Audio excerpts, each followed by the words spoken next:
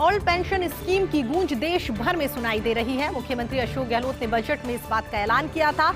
Old pension scheme यानी OPS लागू करने का ऐलान मुख्यमंत्री अशोक गहलोत की ओर से 23 फरवरी को अपने बजट में कही थी और अब एमपी समेत देश के कई राज्यों में ओल्ड स्कीम की मांग एक बार फिर से उठने लगी है। बिहार में बजट सत्र के दौरान इसको लेकर जमकर हंगामा हुआ। राज्यों के साथ साथ केंद्र सरकार भी इसको लेकर अब दबाव में आती हुई दिखाई दे रही है। स्कीम से राज्य सरकार पर सालाना 19,000 करोड़ रुपए का भार पड़ेगा। अप्रैल के पहले सप्ताह तक वित्त विभाग जारी कर सकता है अधिसूचना। तो देखिए, आपको बता दें कि 23 फरवरी को मुख्यमंत्री अशोक गहलोत की ओर से विधानसभा में जो बजट पेश किया गया था, जिसमें उन्होंने प्रदेशवासियों के लिए तमाम घोषणाएं करी और उनमें से एक घोषणा जो है जिसकी गूंज देश भर में सुनाई दे रही है, वो है ओल्ड पेंशन स्कीम। मुख्यमंत्री अशोक गहलोत ने बजट में इस बात का ऐलान किया था। मुख्यमंत्री की ओर से ओल्ड पेंशन स्कीम जो पिछले कुछ सालों से बंद कर दी गई थी, उसे एक बार फिर से लागू करने का ऐलान यहाँ पर किया गया है। आपको ये भी बता दें कि मध्य प्रदेश के साथ साथ देश के कई ऐसे राज्य हैं जहां पर लगातार इस स्कीम को एक बार फिर से लागू करने की मांग यहां पर उठाई जा रही है। बिहार में बजट सत्र के दौरान इसी मुद्दे को लेकर जमकर हंगामा हुआ। राज्यों के साथ साथ केंद्र सरकार पर भी इस मसले को लेकर, इस योजना को फिर से लागू करने को लेकर दबाव बनाया जा रहा है। स्कीम से राज्य सरकार पर सालाना 19,000 करोड़ का भार पड़ेगा। यानी कि ये हम आपको राजस्थान सरकार के बारे में बता रहे हैं कि राजस्थान सरकार की ओर से जो ओल्ड पेंशन स्कीम फिर से लागू कर दी गई है, अब अगर खर्च की बात करें तो सालाना 19,000 करोड़ का भार राज्य सरकार को उठाना पड़ेगा। अप्रैल के पहले सप्ताह तक वित्त विभाग इस पूरे मसले को लेकर अधिसूचना जारी कर सकता है। रीट लेवल 1 से जुड़ी हुई खबर सामने आ रही है। शिक्षा विभाग ने नॉन टीएसपी में किया 22,951 छात्रों को चयनित। अभ्यर्थियों की पात्रता और दस्तावेज जांच के लिए यहां पर चयन हुआ है। सर्वाधिक 2009 छात्र भरतपुर जिले के, जयपुर के 1452, बीकानेर के 885 और सीकर के 620 छात्रों का चयन हुआ है। दस्तावेज सत्यापन में लग सकते हैं 15 से 20 दिन का वक्त। मेरिट के आधार पर जिला आवंटन यहाँ किया जाएगा और अप्रैल तक नियुक्तियां भी संभव यहाँ पर जताई जा रही है।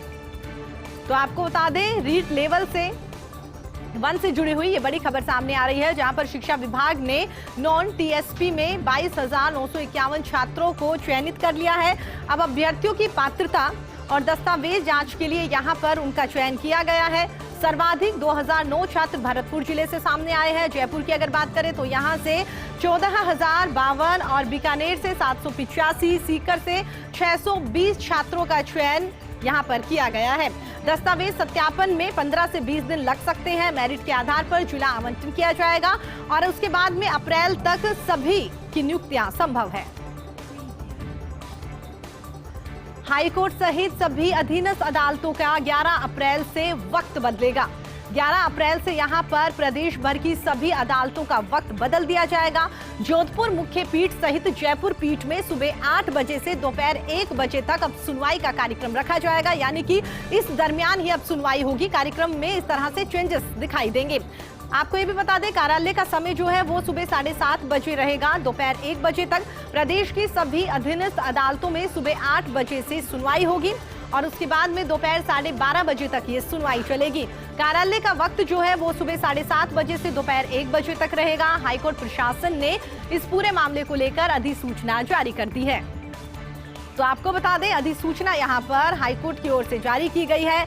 हाईकोर्ट के साथ ही सभी अधीनस्थ अदालतें जो हैं उनका 11 अप्रैल से वक्त बदलेगा। 11 अप्रैल से प्रदेश भर की सभी अदालतों का वक्त बदल दिया जाएगा। जोधपुर मुख्य पीठ सहित जयपुर पीठ में भी सुबह 8 बजे से दोपहर 1 बजे तक सुनवाई होगी। कार्यालय की अगर हम बात करें तो वक्त यहां पर 7:30 बजे से शुरू होगा और उसके बाद में दोपहर 1 बजे तक ये टाइम रहेगा। प्रदेश की सभी अधीनस्थ अदालतें जो हैं वो सुबह 8 बजे से शुरू होगी, दोपहर 12:30 बजे तक यहाँ पर सुनवाई होगी। इसके साथ ही कार्यालय के वक्त की अगर हम बात करें तो 7:30 बजे से कार्यालय वक्त का टाइम शुरू हो जाएगा और दोपहर 1 बजे तक रहेगा। हाईकोर्ट प्रशासन ने इस पूरे मामले को लेकर, यानी कि जो टाइम चेंजेस होंगे, इसको लेकर अधिसूचना जारी कर दी है। रेल यात्रियों को बहुत बड़ी खुशखबरी आने वाले दिनों में मिलने वाली है। कोरोना काल में बंद सभी ट्रेनें अब एक बार फिर से बहाल होंगी। यात्री पहले की तरह टिकट लेकर ट्रेनों में आसानी से सफर कर सकेंगे। जनरल टिकट लेने में भी अब किसी तरह की कोई परेशानी नहीं उठानी पड़ेगी। कोरोना की बाद में रेलवे ने अनारक्षित डिब्बों को यहां पर हटा दिया था।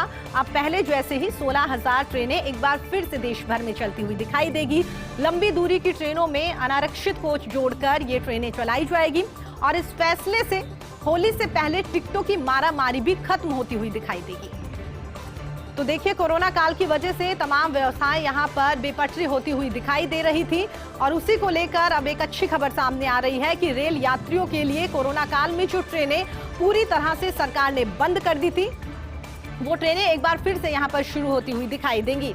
यात्री पहले की तरह यहां पर टिकट लेकर ट्रेनों में आसानी से सफर कर सकेंगे। जनरल टिकट लेने पर भी अब किसी तरह की कोई परेशानी का सामना नहीं करना पड़ेगा। कोरोना काल के बाद में रेलवे ने जो अनारक्षित डिब्बों को हटा दिया था, वो अब फिर से जोड़ दिए जाएंगे और 16,000 ट्रेनें एक बार फिर से देश भर में चलती हुई दिखाई देगी।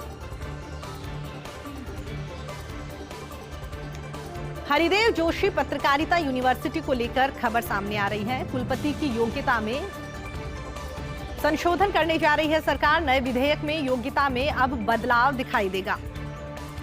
पत्रकारिता में 20 साल अनुभव रखने वाले भी यहां पर वीसी बन सकेंगे। बिल का प्रारूप तैयार करके कैबिनेट सचिवालय को भिजवाया जाएगा। यहां से मंजूरी मिलने के बाद में विधानसभा में भेजा जाएगा।